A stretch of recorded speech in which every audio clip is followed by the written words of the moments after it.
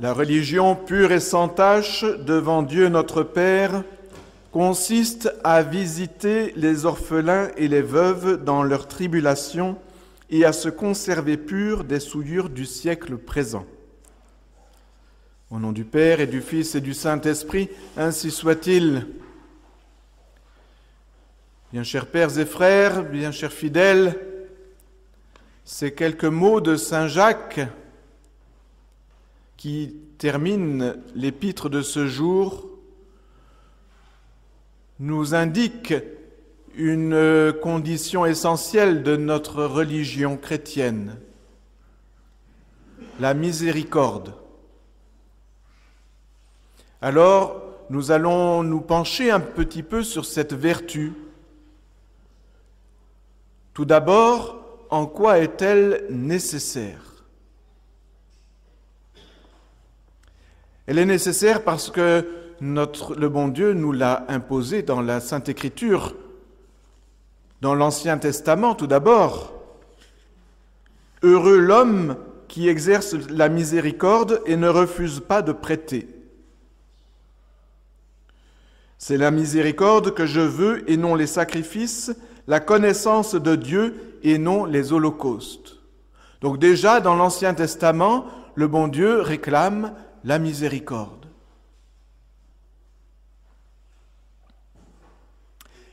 Et dans le Nouveau Testament, notre Seigneur va nous dire pourquoi le bon Dieu réclame la miséricorde. Notre Seigneur va nous dire « Montrez-vous miséricordieux comme votre Père est miséricordieux. » Voilà, le motif principal, être miséricordieux parce que notre Père du ciel est miséricordieux. Et de la même façon, comme votre Père est miséricordieux, montrez-vous miséricordieux. Ne jugez pas et vous ne serez pas jugés. Ne condamnez pas et vous ne serez pas condamnés. Pardonnez et vous obtiendrez qu'on vous pardonne. Donnez et on vous donnera.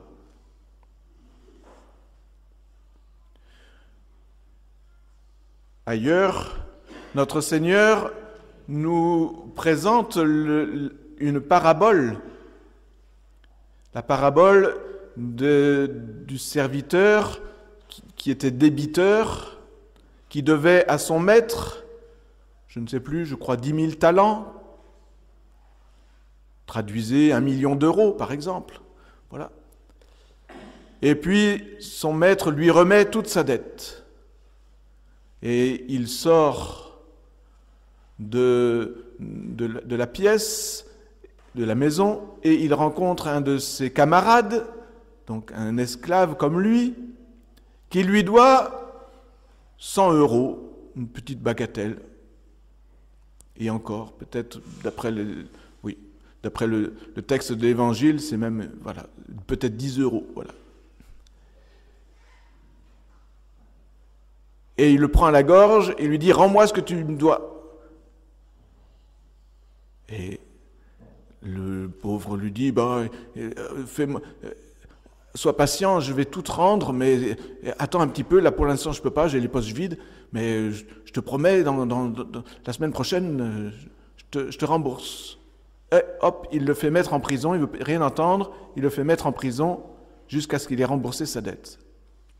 Alors les compagnons ne sont pas très contents et vont dire au maître ce qui s'est passé, qui rappelle son serviteur et qui lui dit « Je t'avais remis toute ta dette, ne devais-tu pas avoir pitié de ton compagnon comme j'avais moi-même eu pitié de toi ?»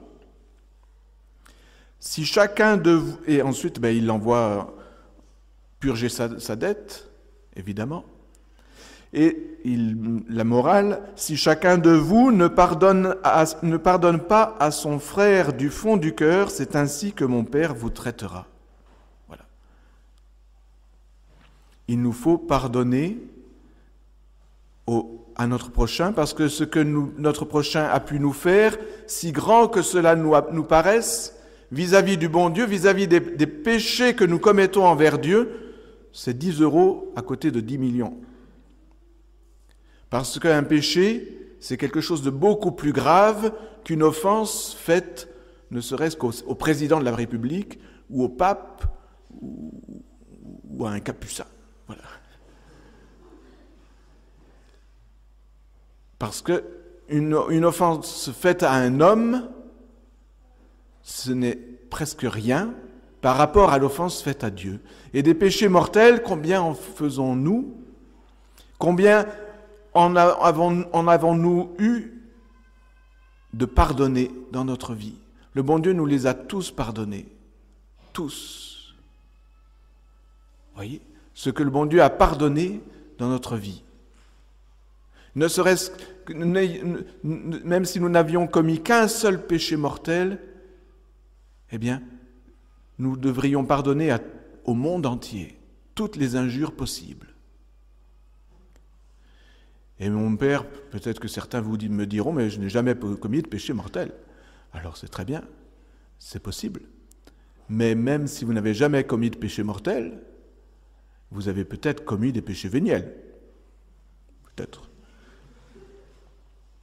Et même un péché véniel, eh bien un péché véniel, c'est une offense infinie vis-à-vis du bon Dieu. C'est une offense envers le Créateur de toute chose qui est infini. Voilà. Même si le bon Dieu le pardonne facilement parce qu'il a pitié de notre faiblesse, voilà, c'est quelque chose de grave. Alors nous devons pardonner parce que notre Père est miséricordieux. Notre Père céleste est infiniment miséricordieux. Donc pour lui ressembler et pour obtenir nous-mêmes miséricorde. Voilà pourquoi nous devons être miséricordieux. Alors en quoi consiste cette miséricorde? La miséricorde est une certaine tristesse devant la misère d'autrui. Ça vient de misère et corps, cordis, le cœur. Avoir le cœur attristé par la misère. Quand on voit une misère dans le prochain, eh bien, on s'en attriste. C'est ça la miséricorde. C'est une vertu qui nous fait considérer la misère du prochain comme si elle était nôtre, comme si c'était la nôtre. Et cela d'une double façon, soit parce qu'on considère que ça pourrait bien nous arriver un jour, alors voilà, ou bien parce que ça nous est déjà arrivé, ou bien parce que ça pourrait nous arriver, donc on est miséricordieux, ou bien parce que on aime le prochain, et que ce que ressent l'ami, eh bien l'ami le considère comme sien. Voilà. Si vraiment j'aime mon prochain, je dois considérer comme étant comme étant mien, eh bien, les problèmes qu'il peut rencontrer. Parce que l'ami regarde son ami comme un autre lui-même. Alors, il y a une double miséricorde en nous. Il y a le sentiment de miséricorde, le sentiment de compassion que l'on éprouve devant quelque chose de triste. Et cela peut être purement sensible.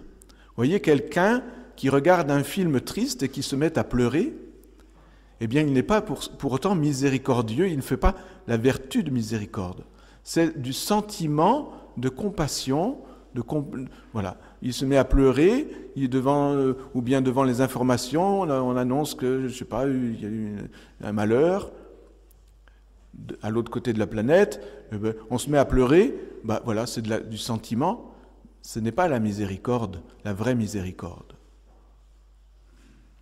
La vraie miséricorde, la vertu de miséricorde, se trouve dans la volonté.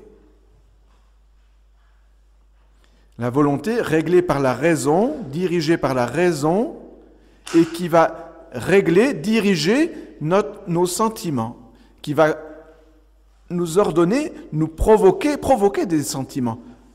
Mais c'est la volonté qui dit « je veux compatir aux souffrances du prochain et je vais lui venir en aide ». La miséricorde est efficace. Ce n'est pas simplement larmoyer, c'est faire du bien au prochain pour soulager sa misère. La miséricorde, donc, dans la volonté, la miséricorde qui est dans la volonté, non pas celle qui est uniquement dans l'appétit sensitif, la miséricorde qui trouve son origine dans la volonté, même si elle va découler dans la sensation, dans l'assentiment, eh bien, cette miséricorde est la vertu principale de celle qui regarde le prochain. C'est la plus grande des vertus vis-à-vis du prochain. Ce n'est pas la plus grande des vertus en tout, par rapport, parce que d'abord il y a la foi, l'espérance, la charité. La charité est plus grande, évidemment, elle nous unit à Dieu. Mais par rapport au prochain, la miséricorde est première. Et c'est celle qui nous fait le plus imiter le bon Dieu, parce que en Dieu, c'est la première des vertus. En Dieu, c'est la première des vertus. La miséricorde en Dieu est plus importante que la justice.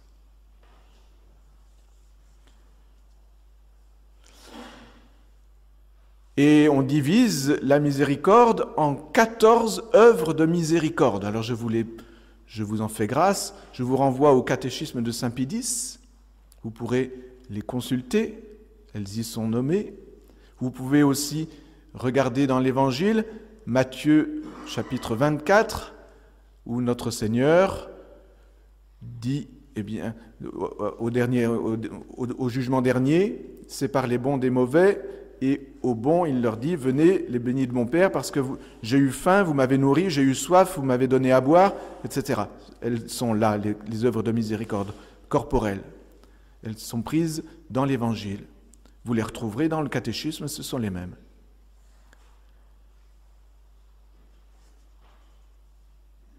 Donc cette œuvre corporelle, par exemple, nourrir celui qui a faim, vêtir celui qui est nu, visiter les prisonniers, visiter les malades, etc. C'est des œuvres de charité, des œuvres de miséricorde corporelle.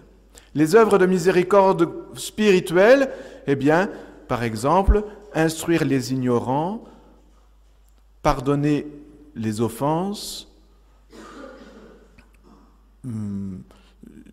et puis, non pas ensevelir les morts, c'est une œuvre corporelle, je ne sais plus. Enfin, vous en avez 7, voilà. Je vous les passe, je vous les donne pas parce que je sais que vous allez les oublier aussitôt. Alors, c'est pas la peine.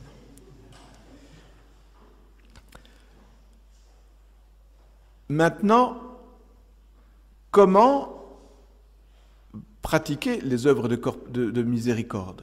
Comment allons-nous pratiquer les œuvres de miséricorde ? Eh bien, tout d'abord, en étant attentif aux besoins du prochain. Ne pas vivre dans sa petite bulle, dans son monde intérieur. Il faut avoir une vie intérieure, être recueilli, et je ne peux que vous encourager à cela. Mais le vrai recueillement ne nous met pas en orbite autour de la Terre, vous voyez. Le vrai recueillement ne nous sépare pas de notre prochain. Celui qui est distrait n'est pas nécessairement recueilli. Il nous faut être attentifs aux besoins du prochain. Les besoins corporels et les besoins spirituels. On ne peut soulager, évidemment, toutes les misères du monde. On ne peut pas, c'est pas possible. Mais il nous faut considérer celles auxquelles nous pouvons apporter quelques soulagements, celles qui sont à notre portée. Donc, être attentif. Premier point, être attentif aux besoins du prochain. Deuxième point, considérer le prochain comme un autre soi-même. Voir le prochain comme un autre soi-même. Une autre créature comme je suis une petite créature. Je ne suis qu'une petite créature du bon Dieu. Je ne suis pas le bon Dieu. Et non, voilà. Si l'un parmi vous avait pouvait se poser se dire qu'il est peut-être le bon Dieu, eh bien je peux le rassurer que non. Voilà. Il n'est pas le bon Dieu. Personne d'entre nous n'est le bon Dieu. Donc nous sommes tous des créatures. Et donc celui qui est en face de nous est une créature comme nous. Et voilà. Et donc, nous avons une certaine égalité, égalité, similitude. Et non seulement une créature, mais si c'est un être humain, eh bien c'est un être humain comme nous. Il a la même nature que nous. Et non seulement il a la même nature que nous, mais il a été sauvé par notre Seigneur sur la croix comme nous. Et puis en plus, dans nos familles, eh bien il a été baptisé. On peut le penser en état de grâce. Voilà. Comme nous. Donc un autre nous-mêmes. Considérer le prochain comme un autre nous-mêmes. Voir ce que nous avons de commun avec le prochain. Tout ce que vous souhaitez que les hommes fassent pour vous, faites-le pareillement pour eux. Voilà la loi et les prophètes. Faire au prochain ce que l'on voudrait que l'on nous fît. Et puis, troisièmement, aider le prochain par amour pour Dieu, et non pas par un sentiment de philanthropie, mais par amour pour le bon Dieu. Je vous ai donné l'exemple pour qu'à votre tour, vous agissiez envers le prochain comme j'ai agi moi-même envers vous. Voilà. Comme j'ai agi moi-même envers vous. Et comment le bon Dieu a-t-il agi envers nous ? Il nous a pardonné. Combien de péchés vous avez... Combien ? Combien de fois nous a-t-il pardonné ? 77 fois ? 77 fois 7 fois ? 77 777 fois 77 peut-être encore plus. Alors combien de fois allons-nous pardonner à notre prochain ? Comme le Seigneur vous a pardonné, vous aussi pardonnez. Cette œuvre de miséricorde spirituelle est peut-être la plus difficile et la plus importante. Le pardon des offenses, le pardon de tout notre cœur.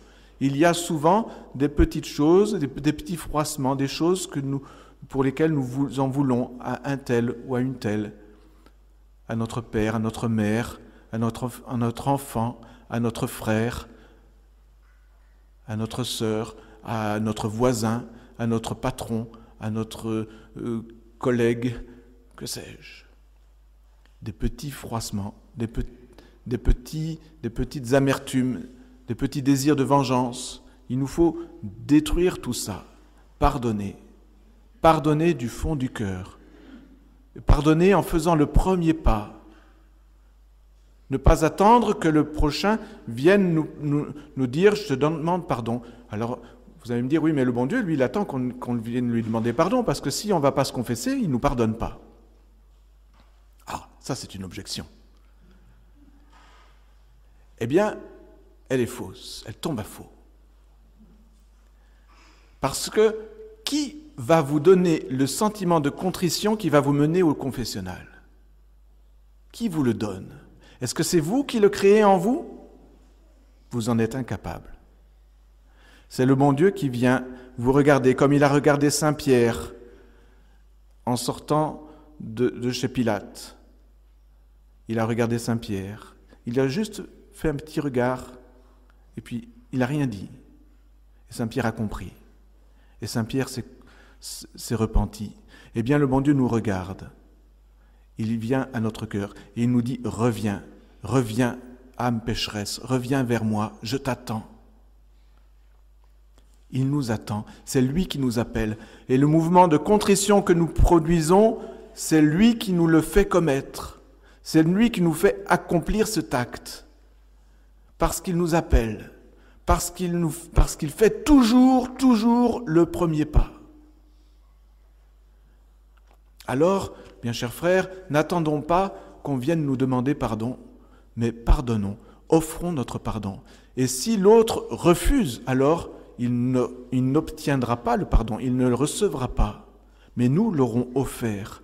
Offrons notre pardon. De notre côté, nous aurons fait tout ce que nous pouvons. Et si l'autre reste inflexible, alors en effet, il ne sera pas pardonné, mais parce qu'il n'aura pas voulu être pardonné. C'est autre chose, vous voyez ? Et là, vous aurez vraiment imité le bon Dieu. Alors, bien chers frères, demandons à la très sainte Vierge Marie de nous apprendre la miséricorde dans toute son étendue, corporelle et spirituelle, afin que nous imitions notre Père du ciel et que nous obtenions nous-mêmes miséricorde, au nom du Père et du Fils et du Saint-Esprit, ainsi soit-il.